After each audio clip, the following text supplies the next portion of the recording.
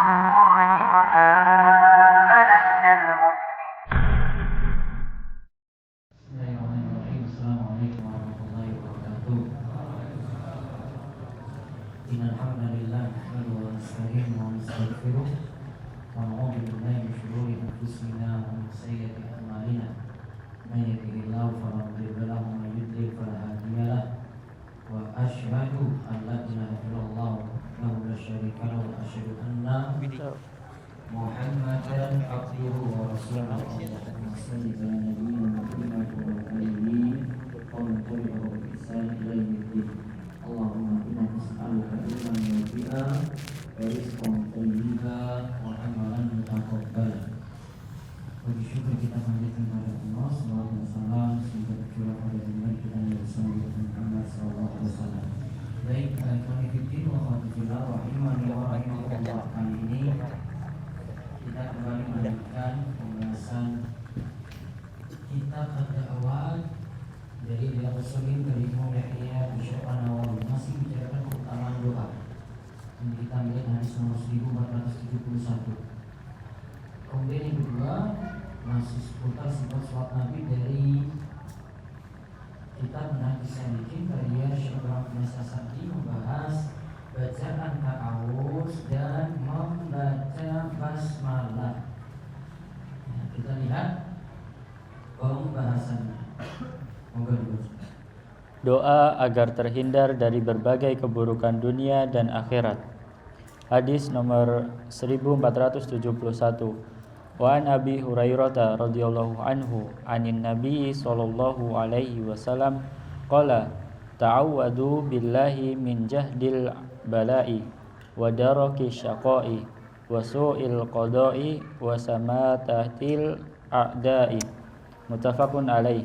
Wa fi riwayatin qala Sufyanu asyukku ani zittu wahidatan minha. Dari Abu Hurairah radhiyallahu anhu, Nabi sallallahu alaihi wasallam bersabda, mintalah perlindungan kepada Allah dari beratnya cobaan, kesengsaraan yang hebat, takdir yang jelek, dan kegembiraan musuh atas kekalahan. Muttafaqun alaih. Dalam riwayat lain, Sufyan berkata, aku ragu kalau aku telah menambahkan salah satunya. Lihat, disebutkan dari hadis Abu Hurairah radhiyallahu anhu. Dari Nabi sallallahu alaihi wasallam, beliau bersabda, ta'awwadzu billah. Mintalah perlindungan kepada Allah dari, kalau di sini kita lihat nanti 4 hal. Min jahdil bala, dari cobaan yang berat. Yang kedua, wadarokis syaqa, dan kesengsaraan yang hebat. Wasu'il qadha, su'il qadha ini jeleknya takdir atau takdir yang jelek. Wasyamatatil a'da, dan kegembiraan musuh atas kekalahan. Muttafaqun alaih. Hadis ini diriwayatkan oleh Imam Bukhari dan Muslim. Kemudian di dalam riwayat Sufyan mengatakan, asyukku anni situ wahidatan minha. Aku ragu kalau aku telah menambahkan salah satunya. Jadi apa yang disebutkan tadi, ya boleh jadi dia nambahkan satu di situ. Yang jelas ini ada 4 permintaan perlindungan. Nah, coba kita lihat dulu faedah hadis, baru nanti saya jelaskan isi doanya. Faedah hadis yang pertama, dianjurkan meminta perlindungan dari beratnya cobaan, kesengsaraan yang hebat, takdir yang jelek, dan kegembiraan musuh atas kekalahan. Lihat situ, minta perlindungan dari 4 hal.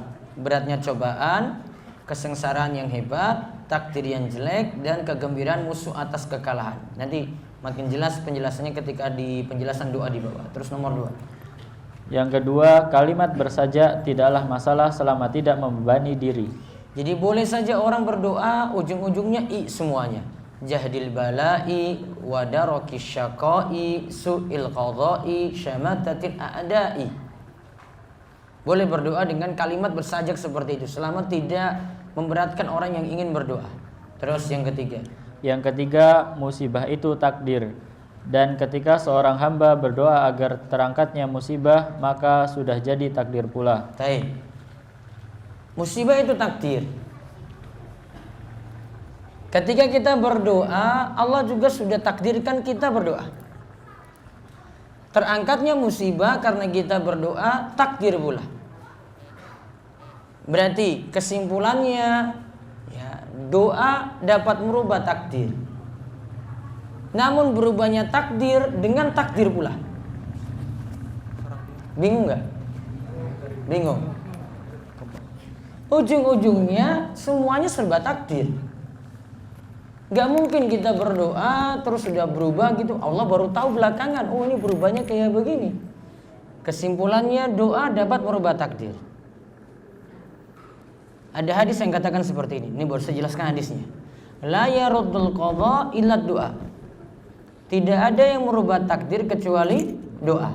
Tidak ada yang menolak takdir kecuali doa. Nah, ada dua tafsiran di sini. Saya jelaskan dua tafsirannya sekaligus. Nanti jenengan pilih mana yang gampang dipahami. Tafsiran yang pertama, takdir itu tidak berubah. Jadi takdirnya tetap seperti itu, namun kalimat ini maknanya doa dapat menolak takdir. Maknanya adalah kalau orang itu berdoa, takdirnya semakin mudah. Takdirnya sudah seperti ini. Oh, dia dapat musibah ini. Musibah sudah jadi takdir belum? Sudah. Ketika dia berdoa pada Allah, ya, bisa merubah takdir ini. Namun bukan wujudnya ini berubah, namun dia jalani takdir tadi dengan mudah. Oh, berarti dia hadapi musibah dengan mudah. Makna pertama itu. Berarti makna pertama adalah dia mudah jalani takdir. Makna yang kedua seperti tadi yang saya jelaskan. Musibah itu takdir. Terus dia berdoa. Musibah tadi jadi berubah. Nah, musibah yang berubah ini Allah berikan jalan keluar baginya dari musibah ini dengan doa tadi. Doa ini juga karena takdir dan berubahnya nantinya juga dengan takdir. Namun masalah takdirnya ini bisa berubah itu bukan urusan kita. Ilmu jenengan gak usah bahas yang ini. Iya kan? Perubahan tahu gak? Gak tahu kan perubahan? Oh, berarti kita ilmu sebelumnya kita kan gak tahu yang depan. Nah, berarti kita cuma tahu doa saja. Mana yang lebih mudah dipahami? Yang pertama apa yang kedua? Yang pertama. Ya sudah, pahami yang pertama saja. Kamu sudah mikir kuliah capek-capek, mikir ini juga bingung lagi nanti. Mikirnya kayak gitu. Sama seperti hadis misalnya yang katakan, siapa yang senang untuk dipanjangkan umurnya, dilapangkan rizkinya, falyasil rahimah, maka jalinlah hubungan silaturahim. Apa dengan saya silaturahim? Saya umur saya jadi tambah, misalnya dalam catatan takdir 60, kemudian jadi 63. Ada pengertian di sini, sebagian ulama itu katakan, iya, berubahnya gara-gara silaturahim ini atau dikarenakan silaturahim ini, berubahnya itu pada catatan malaikat. Namun yang di sisi Allah tidak berubah. Kamu bingung lagi kan? Kok bisa kayak begini? Mikir lagi. Pengertian yang kedua, kalau yang ini, kamu silaturahim, umurmu tambah berkah. Umurmu gimana tadi? Ya tetap kayak gitu. Mana yang lebih mudah dipahami? Yang pertama apa yang kedua? Ya sudah, mikir gampang-gampang aja. Sudah lah yang kedua sudah. Ini saya nyambung ini. Yang gitu. Kalau kamu mikir kayak tadi itu, ya sudah. Oh, ini kayaknya yang saya nyambung yang ini. Sudah, milih pendapat itu saja. Aman. Kalau milih yang tadi, musibah takdir. Saya berdoa juga takdir. Terus berubah juga karena takdir. Bingung kan? Nah, kalau ilmumu belum sampai di situ ya sudah. Oh, saya milih yang pertama saja tadi. Paham ini? Baik. Jodoh takdir nggak? Ya. Terus kamu berdoa pingin dapat si dia gitu. Doamu takdir nggak? Takdir. Oh, ternyata dapat. Takdir nggak? Takdir. Kalau nggak dapat, takdir juga. Paham kan? Nah, ujungnya punya takdir semua itu. Nggak mungkin. Oh, tidak jadi. Ah, enggak, ini bukan takdir saya. Oh, nggak mungkin. Sudah, itu takdir kamu juga. Jadi takdirmu, tidak jadi takdirmu juga. Semua tidak lepas dari takdir itu. Pokoknya kesimpulannya kayak gitu aja. Saya tes ini ujian masuk PNS misalnya. Nah, terus lulus, takdir nggak? Takdir. Tidak lulus, takdir juga, sudah selesai. Saya berdoa, kok gak jadi-jadi, ya sudah itu kamu berdoa takdir. Kok kemudian lulus? Ya sudah takdir. Gak lulus, takdir juga. Jadi intinya kalau pahami takdir gampang itu, pokoknya urusan masa datang, masa depan, takdirmu bagaimana, bukan urusanmu. Berarti urusan kita cuma apa? Doa. Itu pahami mudah. Kamu gak usah ngurus nanti ke depannya ini hasilnya bagaimana. Itu bukan urusan kita. Allah yang tahu nanti yang terbaik. Oh saya cuma usaha nih, doa saja ini. Saya nggak mikir nanti ini takdir saya nanti bagaimana. Ini mau lulus nggak? Tidak lulus nggak? Ya, itu pokoknya nanti urusannya Allah nanti. Saya berdoa mau dapat jodoh ini ya. Kalau dapat ya sudah itu takdir. Kalau nggak dapat ya sudah. Ujung-ujungnya semuanya tidak lepas dari takdir. Itu pahami mudah sekali. Jadi kunci memahami takdir itu kamu nggak usah mikir yang masa depan. Mikir yang sekarang ini, yang present nih yang kamu mikir. Bukan yang besok-besok. Besok-besok bukan urusanmu. Berarti pikir kita kalau tentang memahami takdir, saya beramal untuk saat ini. Kalau doa berarti saya berdoa saat ini. Kalau silaturahim tadi, saya silaturahim saat ini. Nanti jadinya bagaimana? Sudah, ikuti saja waktu itu. Yang penting kamu sudah lakukan sebab dulu. Itu pahami mudah. Terus nomor 4. Yang keempat, meminta perlindungan dan berdoa menunjukkan seorang hamba butuh dan tunduk kepada Allah. Nah, ini kita berlindung tadi, berdoa kepada Allah menunjukkan bahwasanya kita butuh dan tunduk kepada Allah. Terus nomor 5. Yang kelima, doa ini berisi permintaan perlindungan dari segala kejelekan dunia dan akhirat. Nah, nanti kalau yang nomor 5 ini jelasnya kita lihat pada keterangan doa. Coba lihat doa yang bisa dirangkai. Doa yang bisa dirangkai dari hadis di atas. Nah, lihat, hadis di atas kan gak ada isi doanya kan, cuma berlindunglah dari 4 hal tadi. Nah, kalau Syekh Said bin Waf Al-Qahtani, beliau rangkaikan kalimat tadi dalam hadis itu, beliau rangkai seperti ini. Dan biasanya ulama-ulama juga rangkai kayak gini. Oh, disuruh berlindung dari 4 hal. Ya sudah, tambah depannya Allahumma, terus tambah inni a'udzubika. Lanjutannya itu kalimat hadis. Allahumma inni a'udzubika min jahdil bala'i wa darakis syaqai wa su'il qada'i wa syamatatil a'da'i. Ya, jadi tinggal dirangkai tadi. Tadi kan kalimat hadis. Minta berlindung dari 4 hal ini. Tinggal jenengan tambahkan depan Allahumma inni a'udzubika. Karena kan disuruh minta perlindungan dari 4 hal ini kan, tinggal tambah Allahumma inni a'udzubika min jahdil bala'i wa darakis syaqai wa su'il qada'i wa samatatil a'da'i. Lihat artinya. Ya Allah, aku minta perlindungan kepadamu dari beratnya cobaan, kesengsaraan yang hebat, takdir yang jelek, dan kegembiraan musuh atas kekalahan. Nah, sekarang kita lihat satu persatu isi doa tadi. Saya terangkan terakhir. Jahdil bala'i. Keterangan doa yang pertama, jahdil bala'i, adalah beratnya cobaan. Bisa dibaca pula dengan juhdil bala, yaitu cobaan yang dirasa tidak kuat lagi dipikul dan tidak mampu ditolak. Nah, bisa baca 2 ya. Bisa jahdil bala'i, bisa juhdil bala'i dengan dhammah. Yang pertama tadi dengan fathah jahdil, yang kedua dengan dhammah juhdil. Cara baca saja. Makanya kadang kitab-kitab itu ya, kadang dibantu kayak gini. Oh, ada keterangan nih, ini dikasih harokat fathah ini. Oh, ini maknanya beda. Oh, ini dikasih harokat dhammah, ini maknanya beda lagi. Maka kadang mesti orang ngecek ini bacanya apa. Ya, ini mesti bacanya apa ini. Nah, nanti akan pengaruh pada maknanya. Kalau jahdil bala beratnya cobaan, kalau juhdil bala hampir sama juga maknanya, namun ini cobaan yang dirasa tidak kuat lagi dipikul. Kira-kira makna yang paling berat yang mana coba? Juhdil bala. Iya kan? Karena disebut sini cobaan yang dirasa tidak kuat lagi dipikul dan tidak mampu ditolak. Terus lanjut lagi. Yang dimaksud cobaan di sini adalah cobaan yang menimpa badan seperti penyakit dan selainnya, atau cobaan maknawi, yaitu berbagai gangguan dari orang lain seperti celaan, ghibah, namimah, dan fitnah. Baik, lihat. Ada 2 macam cobaan di sini berarti. Pertama, cobaan yang menimpa badan. Yang kedua cobaan maknawi berupa gangguan. Badannya enggak, namun gangguan saja. Kalau berupa cobaan pada badan itu seperti penyakit. Penyakit-penyakit berat, mungkin ada yang bisa ditahan, ada yang tidak bisa. Masuk di jahdil bala atau juhdil bala. Atau ada cobaan maknawi, ya, dapat celaan dari orang. Ghibah. Ghibah berarti apa? Ya, dibicarakan jelek. Namimah. Apa namimah? Adu domba. Apa bentuknya itu? Bentuknya adu domba.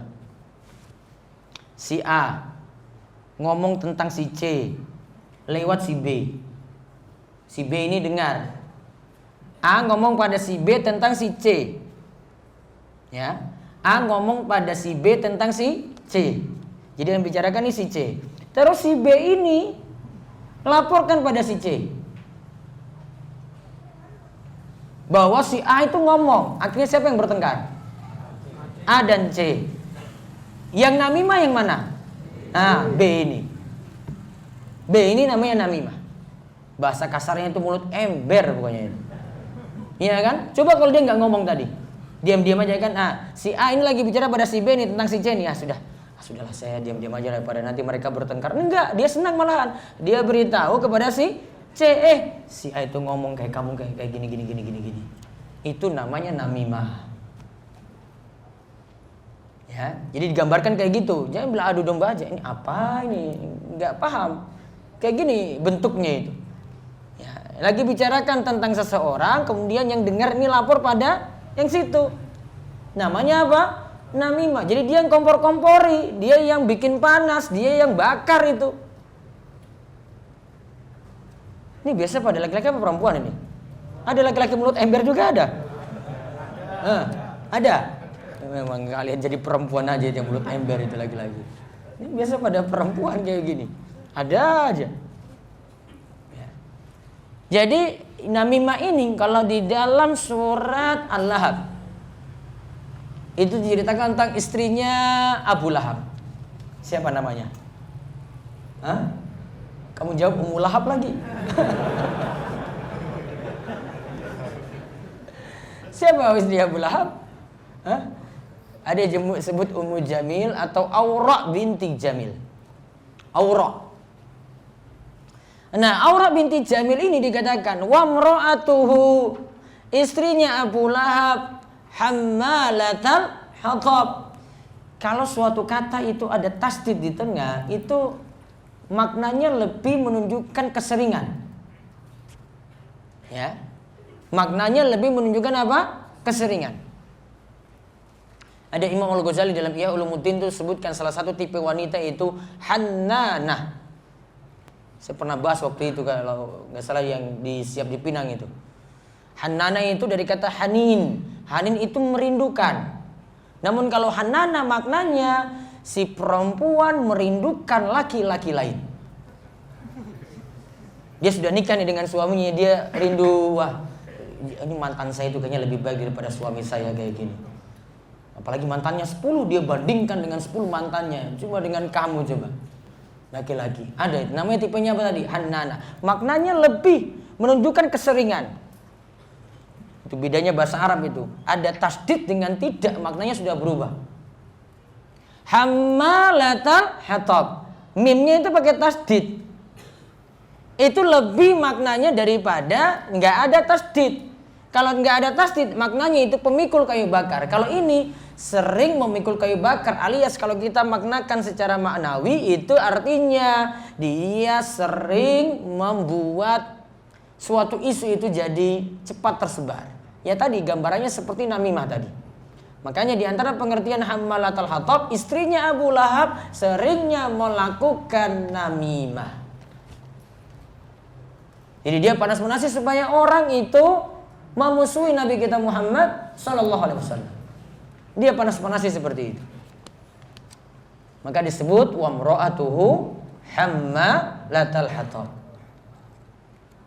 Dan di sini ada catatan lagi wa mra'atuhu. Disebut istrinya Abu Lahab. Berarti Abu Lahab dengan istrinya Abu Lahab tadi, dengan istrinya nikahnya sah atau tidak? Ini paham apa enggak ini? Dipanggil istri enggak di situ? Imro'ah kan? Imro'nya siapa? Imro'ahnya Abu Lahab. Berarti apa? Istrinya Abu Lahab. Berarti nikahnya sah atau tidak? Musyrik nikah dengan musyrik. Sah. Seandainya ada musyrik dengan musyrik, itu dua-duanya masuk Islam, maka perlu ulangi akad enggak? Tidak perlu. Karena nikahnya ketika musyrik sudah sah. Paham? Ya. Ini dua-duanya ini non-muslim. Ya. Apa kafir? Wes kafir. Ya. Sama-sama tadi ya. Terus dua-duanya masuk Islam. Tadi nikahnya sah enggak awal tadi? Sah. Kayak tadi Abu Lahab sama istrinya kan? Sah enggak? Sah. Ketika dua-duanya masuk Islam? Ya. Nikahnya perlu diulang akadnya? Tidak perlu. Sudah nikah yang dulu sudah dibawa itu. Dia cuma cukup syahadat saja berarti. Enggak perlu ulangi akad nikah yang dulu. Karena apa? Ini tadi dipanggil istrinya Abu Lahab tadi, dipanggil istri. Itu pengaruh bahasa di sini dulu. Antum bisa tahu ini, oh kayak gini pengaruhnya. Saya bawa ke ini ke Islam, dua-duanya gimana? Nah, kalau dua-duanya masuk Islam tidak perlu ulangi nikah lagi. Itu kaidah fikihnya. Walau cuma seputar ayat wa mra'atuhu hammalatat hatab. Nah, itu melakukan namimah, fitnah gitu. Berarti kalau yang sekarang zaman ini ada meme-meme itu apa itu? Tahu kan? Biasanya kalau ya bola kalah terus dibuat meme gitu. Ada yang nangis-nangis, digambar karikaturnya gitu kan? Masuk mana coba di sini? Celaan masuk? Masuk enggak? Ghibah masuk enggak? Masuk. Oh, double-double itu orang yang buat gambar kayak gitu itu. Iya kan? Double-double dosanya itu. Tobatlah kamu. Sama juga orang buat hoax gitu. Iya kan? Buat berita hoax itu. Wah, apalagi pemilu kayak gini buat hoax itu macam-macam. Itu kalau saya tadi baca itu 2014 itu hoax itu tiap hari dibuat. Pagi-pagi itu sudah dapat 50 hoax. Kemudian disebar itu satu hari itu 50 hoax itu disebar coba. Untuk kebutuhan dana tiap bulan untuk ini 200 juta. Ya, 200 juta itu untuk biayai orang yang buat-buat tadi itu. Ada buat gambar kek, buat video kek. Ada buat fitnah sana sini kek.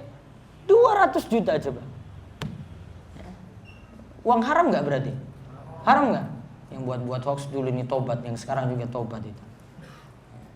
Fitnahnya macam-macam. Itu jadi bisnis loh kalau sekarang ini.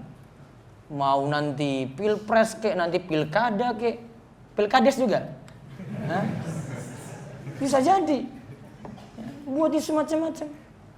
Sebar gitu. Dia dapat itu komisi dari situ, dapat gaji dari situ, penghasilan itu haram. Buat fitnah, enggak benar. Kalau fitnah dalam bahasa Arab itu buhtan istilahnya. Namun ingat ya, ada istilah fitnah kalau kamu pakai untuk istilah fitnah dalam bahasa Arab itu lebih luas maknanya. Fitnah kalau istilah bahasa Arab itu lebih luas dibandingkan dengan fitnah dalam bahasa Indonesia. Kalau fitnah dalam bahasa Indonesia itu kalau dalam bahasa Arab disebut buhtan, membicarakan orang lain yang tidak benar. Ya kan, itu namanya memfitnah kan? Nah, istilah bahasa Arabnya itu buhtan. Kalau ghibah, bedanya fitnah dengan ghibah. Kalau ghibah membicarakan orang lain, kejelekannya dibicarakan dan itu tidak perlu dibicarakan dan orang ini tidak tahu. Makanya disebut ghibah. Kenapa disebut ghibah? Dia merujuk juga pada kata ghaib, orangnya nggak ada, digibahin. Ya, sama seperti ada yang bully orang gitu. Ya, dia gibahin orang di situ. Ketika dia gibahin orang, ya sudah, yang dibully tadi itu dapat pahala terus. Ya. Yang duduk gibahinnya sudah transfer pahala terus ke orang lain. Karena dizolimi. Ya, jadi kalau ada orang dibully dia santai saja, dapat kebaikan terus dot lagi. Numpuk lagi. Yang tadi gibahin ya, pahalanya berkurang. Karena sudah habis ya, sudah numpuk dosa lagi. Nah, itu tentang jahdil bala. Jahdil bala itu cobaan berat, bisa jadi cobaannya kaitannya dengan badan, bisa jadi itu gangguan. Nah sekarang darokis syaqai. Yang kedua, darokis syaqai adalah bertemu dengan kebinasaan. Asyaqa yang dimaksud adalah lawan dari kebahagiaan. Lawan dari kebahagiaan.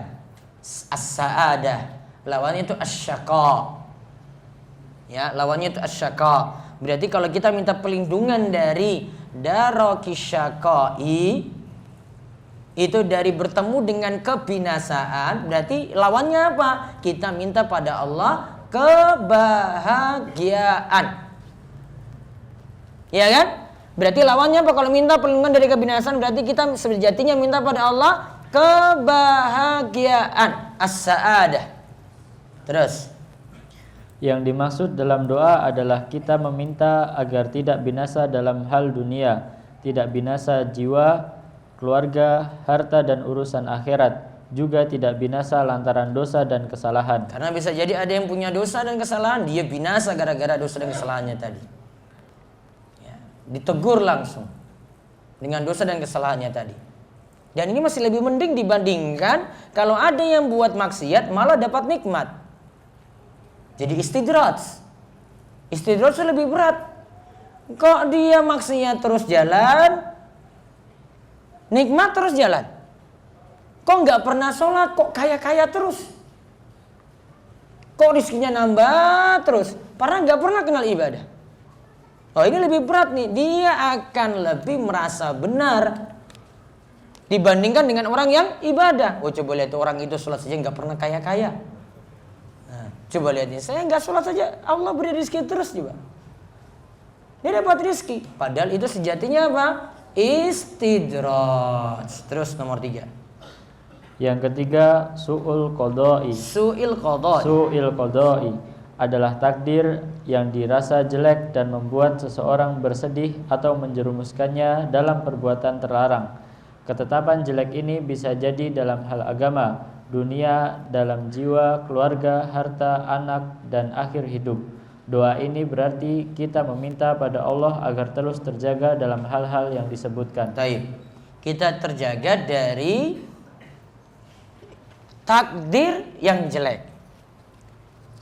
Ingat kalau dikatakan takdir yang jelek, itu bukan pada apa yang Allah perbuat, namun apa yang manusia rasakan. Takdir Allah semuanya tidak boleh disebut jelek, namun dari sisi manusia. Jadi yang menetapkan takdir Allah yang berbuat baik atau tidak, semua yang Allah tetapkan perbuatan Allah baik. Namun dari sisi manusia, manusia ada yang rasakan ini baik, ini enggak baik. Ini baik, ini buruk. Ini baik, ini jelek. Manusia yang rasakan.